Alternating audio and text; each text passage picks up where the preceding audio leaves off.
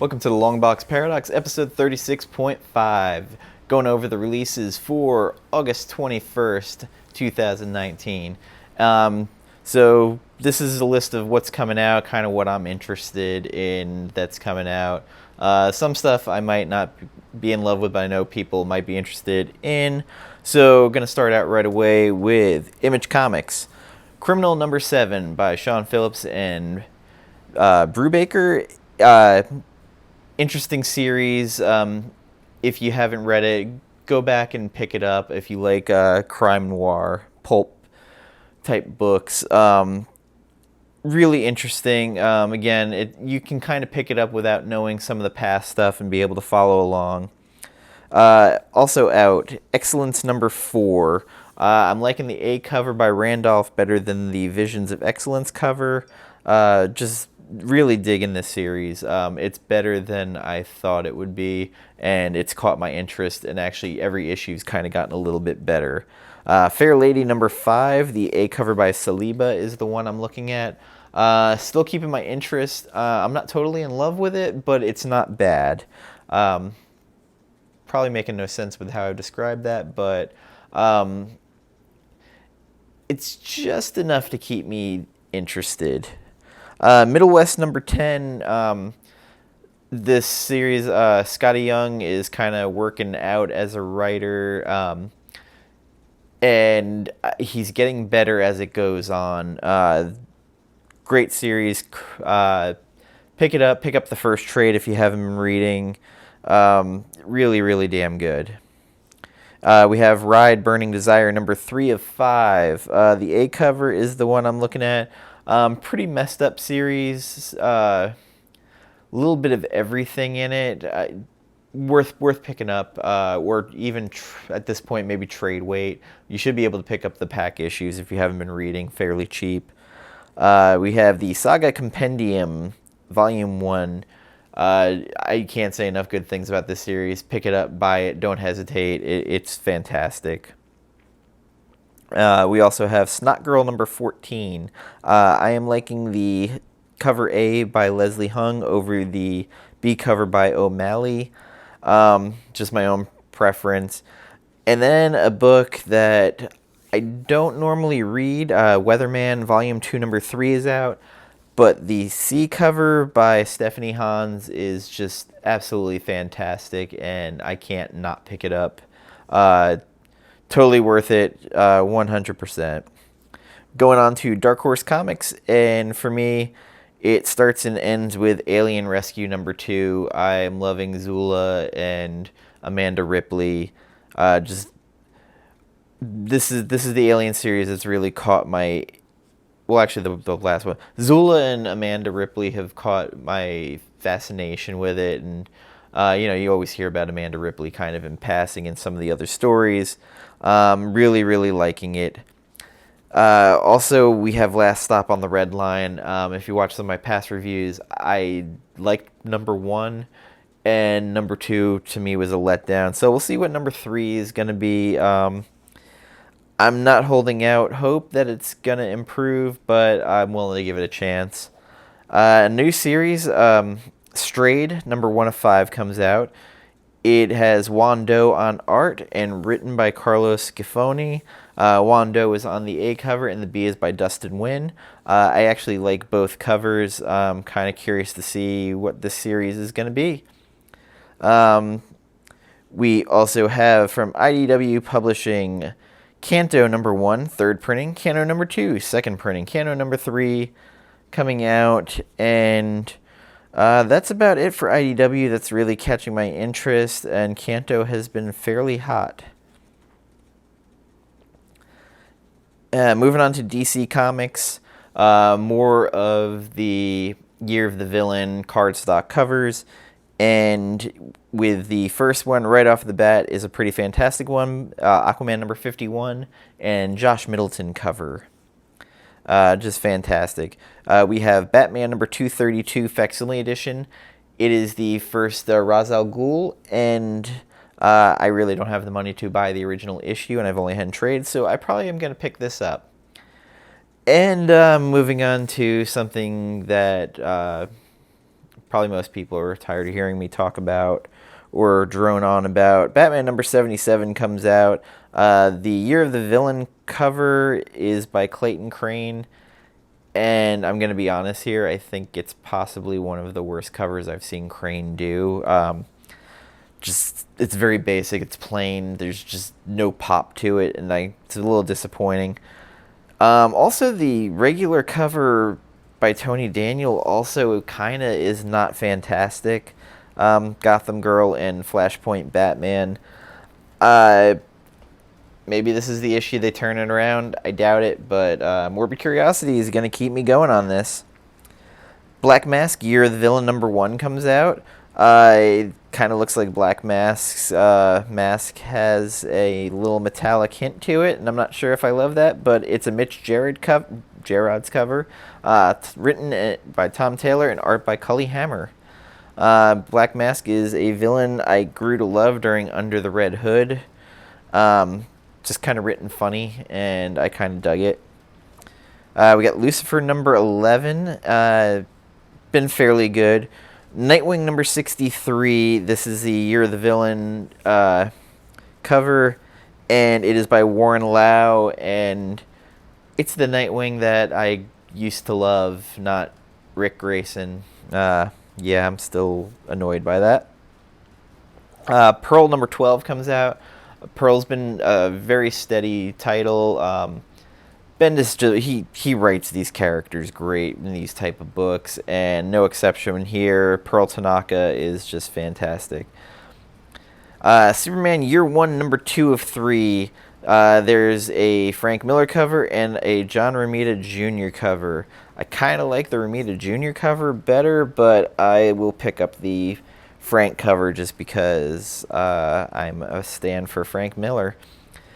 Superman's pal Jimmy Olsen, the B cover is by Ben Oliver. I really liked issue 1, even though it wasn't very cohesive. Lieber and Fraction do the humor well. The art was passable. Teen Titans #33, it is a Crush cover for the Year of the Villain cover by Alex Garner. And it has Lobo in it, and Lobo's daughter. Yada, yada, yada. People have been chasing Lobo's daughter Crush, hoping it's going to be something that it never really turned into. Was not as big a spec market thing as people were predicting. And then we go to the Mighty Marvel, or not so Mighty Marvel. Absolute Carnage versus Deadpool #1 comes out, and it has an A cover by Tyler Kirkham. I really, out of all of them, I think that's my favorite. Have not loved some of the Absolute Carnage spin-offs, though. I'm not going to lie, I did not like the Scream one and the Separation Anxiety. We got Daredevil #10. The Yoon Bring on the Bad Guys variant with Elektra is the one that I'll be picking up. We also have Deadpool Annual #1. The John Tyler Christopher B variant is actually, I find, pretty fascinating and really, really good, actually.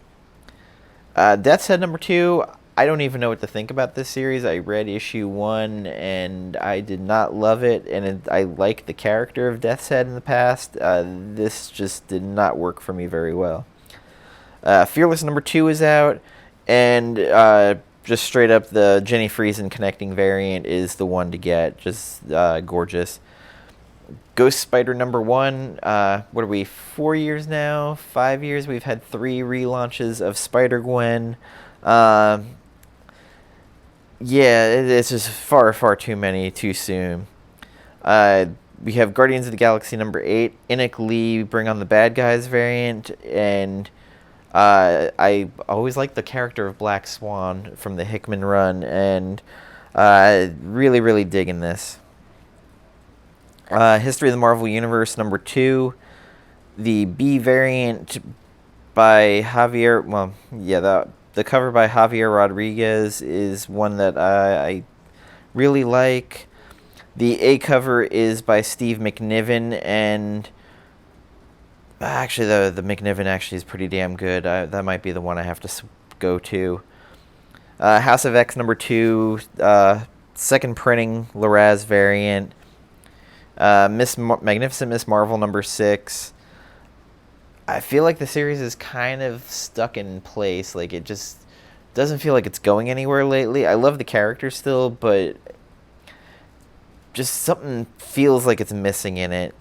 We got Marvel Comics Presents number 8, and it has an Art Adams cover, and just the fact that Art Adams is on it makes me want to pick it up. Marvel Tales X-Men number 1. It has a Jen Bartel cover. This one much better than that Hulk one she did. Powers of X number 3 is out. Really looking forward to this. And brings us to now the Mahmoud Asrar connecting variants. There is a Bengal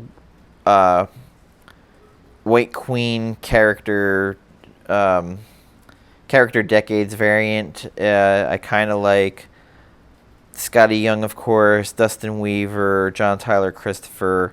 Somewhere I'm kind of in the Asrar or the regular Silva cover for A. Savage Sword of Conan number 8. I've actually been really enjoying this series. And then we have Greg Smallwood, Star Wars Dr. Aphra number 35 variant, Greatest Moments. Really, really liking that. It has Luke in Jabba's palace wearing the hooded robe. Star Wars TIE Fighter number 5 of 5 comes out. It's been a solid story. We also get Tony Stark, Iron Man number 15. The one to get, in my opinion, is the Mark Brooks Bring on the Bad Guys variant. Valkyrie Jane Foster number 2. It's kind of I was okay with the first one. Jason Aaron, though, gets my money. He's a great writer. So gonna let it keep going a little bit, let the character grow a little bit more for me. And for those who didn't pick up the X-Men Grand Design as the regular issues, the Grand Design trade paperback for Extinction is out. And going to move on to Dynamite Comics. Dynamite has the normal fare of James Bond, Betty Page, if you're into that, Red Sonja. But we do get is Vampirella number 2, and the cover A is a Stanley Art Germ Lau cover. There is also a rare Blood Moon variant of the same cover. Worth a pick up the stash. I mean, Art Germ's covers just are fantastic, and this is no exception. Boom Studios, its Power Rangers and Faithless seem to be the big ones out. I don't normally pick those up, but I know people do.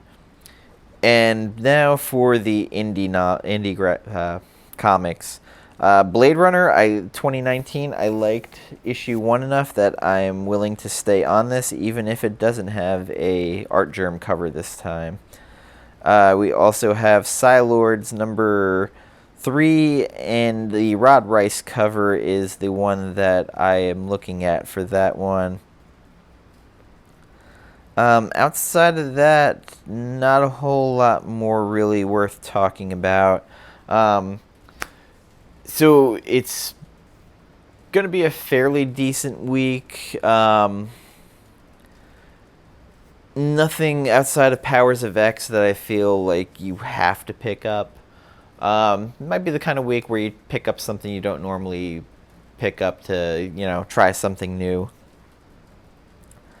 Again, the Ghost Spider number 1, probably no heat to that, but if you find that Shannon Mark or Mare cover, that would be the one to pick up. Also, a lot of exclusives coming out for that Poison Ivy Harley Quinn series. I'm probably not touching any of that series. I don't like the art that much for it, and I just don't need to be reminded about Heroes in Crisis, to be honest. yeah, that's about it. Tomorrow at probably about 9 o'clock, should have edited and uploaded. My co-host Gambit and I are going to be doing a new episode of the Inked Panels Graphic Novels Book Club, and this time we are doing Low by Rick Remender and Greg Tocchini, and I'm excited to talk about it. It's one of my favorites. I have Della Kane tattooed on my shoulder blade. Um, it's going to be a cool deep dive, I think. So tune in if you're interested, and thank you for watching. Comment, share, subscribe, like. Tell me what you're picking up, what you think should be getting picked up, what I should be reading. I'm always interested to interact and see what everybody else is picking up. Thank you, take care, and happy hunting this Wednesday.